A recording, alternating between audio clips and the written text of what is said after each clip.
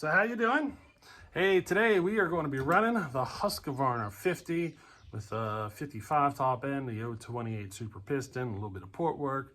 You know, I need to come up with a name for it. And because for me to explain all that every time is getting kind of old. So we're going to call it the Husqvarna 50/55 or the 50/55. How's that sound? The Husky 50/55. Yeah, we'll just go with that. So the Husky 50/55 is, you know, I've been doing some work to it off camera. Been working on the starter and all sorts of stuff. So I replaced the flywheel. The starter pawls were bent and stuff, and it was tearing up the starter. So I just went ahead and replaced the flywheel instead of just replacing the starter pawls. It was easier just to go that way. It was only like $10 for the flywheel used, you know what I mean, with good starter pawls and everything. So that's the route I went. And I went ahead and bought another starter. Now I bought one of the Farmer Tech starters and it doesn't fit properly. So what I did is I took the guts out of the starter and I moved it over to the 51 starter that was on the saw. And that was definitely the trick. But you're gonna see in this footage, it's kind of funny how this saw has enough compression that it just breaks the rope. That Farmer Tech rope, it just breaks it. As soon as you start pulling on it, it pops the rope. So I gave it like 2 or 3 attempts, I think, breaking the rope. And then I just said, screw it. And I went ahead and put one of my good ropes on there, right there, one of those.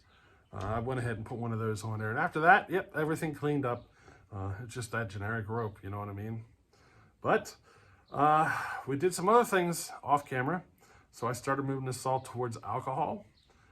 She's running on what I call the 70-30 mix. Now, I should probably explain that. So it's methanol mixed with oil at 20-1. And then I take gas and I mix it at 40-1. And then I take those two blends and put them together in a 70% of it is the gas mixture and 30% is the alcohol mixture.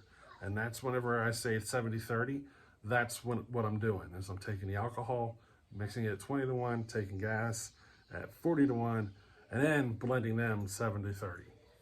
So just if you ever get confused on what I'm talking about there, that's what I'm talking about. But yeah, I got this saw at a 70-30 mix now. We're gonna be making some test cuts and all sorts of stuff. What else? Yeah, you're gonna be seeing a lot of tuning on this video. I did start the tuning process, and once I started figuring out that this thing was going to run on the 70-30 mix, then that's whenever I went ahead and started making some other adjustments. So I ended up taking it up to an 8-pin 325 sprocket.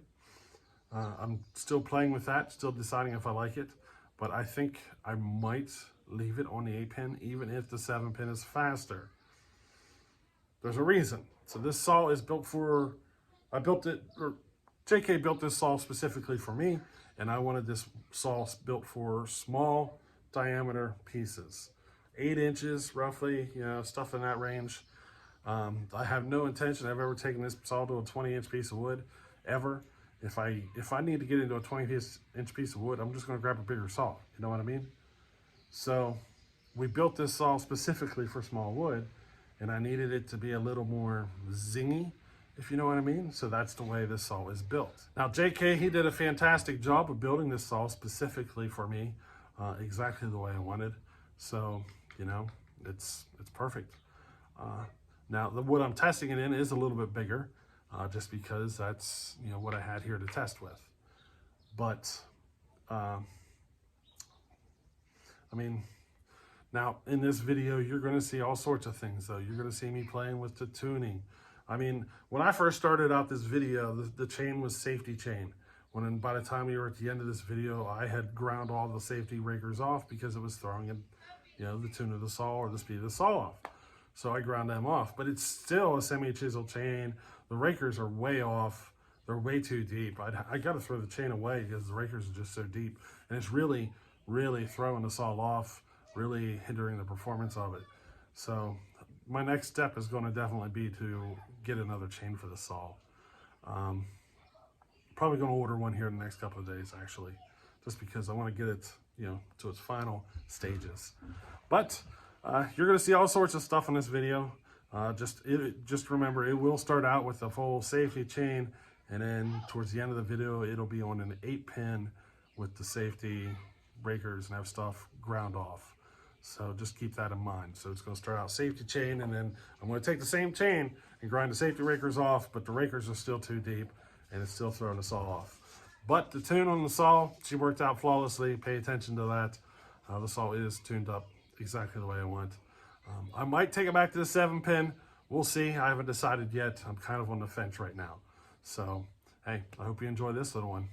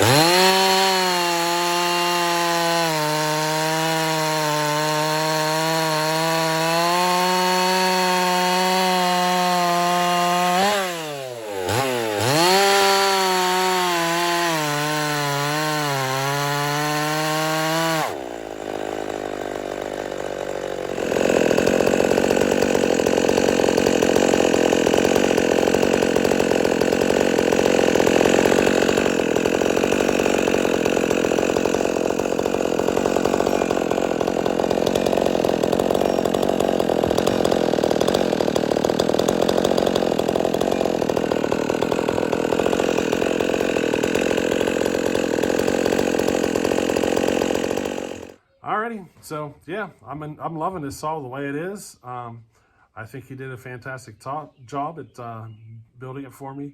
It's exactly the way I want it. It's a little on the zingy side, so that whenever you get into the really tiny stuff, you know, your IPMs just go, phew, you know what I mean? They just take off and you can get through that little stuff quick. And then, you know, you still got the power and so forth to hog through a wood. That's the kind of style of build that I really like. And you know, not everybody prefers that style. I'm kind of unique. A lot of guys like the low roofs and all that stuff for all sorts of compression, all sorts of torque. And that's cool and all, but in the end, I want some RPM. I mean, I want a lot of RPM. I want to be able to zing through those little pieces.